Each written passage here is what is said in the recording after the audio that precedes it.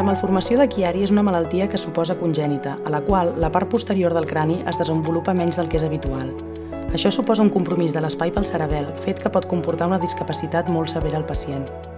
Malgrat que la malformació de Chiari va ser descrita l'any 1883, el seu origen segueix sent desconegut. A fi d'aclarir aquesta incògnita, el doctor Alfons Macaya i el seu equip investiguen la possible base genètica d'aquesta malaltia a l'Institut de Recerca de la Vall d'Hebron. Bé, aquesta investigació s'ha centrat en la malformació de Chiari tipus 1 i una de les coses que ens va portar a estudiar la genètica d'aquest trastorn va ser el fet de poder identificar una família en el nostre hospital amb múltiples individus afectes o malalts amb aquesta malformació, pressuposant per tant que hi podia haver una causa genètica. A banda, també s'han seleccionat pacients que no són familiars, són esporàdics, i en aquests també hem volgut estudiar si podien haver-hi factors de risc genètics en el desenvolupament de la malaltia, encara que en aquest cas juguessin un paper més petit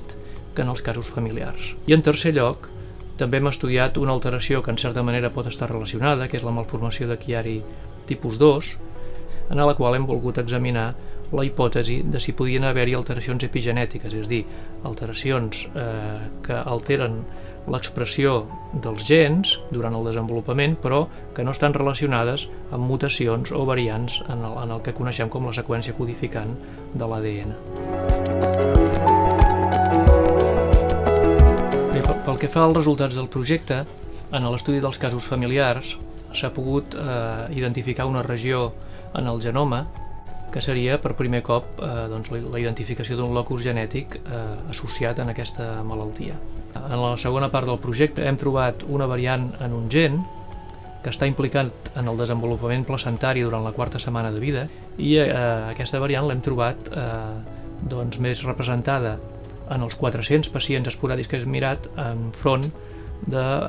prop de 500 controls de la població general. I en tercer lloc hem trobat que dos gens que tenen un paper important durant el desenvolupament també estan anormalment silenciats en els teixits fetals que hem pogut examinar. I per tant això ofereix també una tercera pista sobre la possibilitat de que, a diferència de la malformació de Chiari tipus 1, en la de Chiari tipus 2 el mecanisme epigenètic pugui ser protagonista. Si les troballes de la investigació es confirmen en un nombre suficient de pacients, aquests podrien sentar les bases per establir una bona correlació entre el genotip i els símptomes clínics de la malformació. Addicionalment, aquests descobriments podrien obrir les portes a un millor consell genètic i diagnòstic prenatal, així com al desenvolupament de nous tractaments.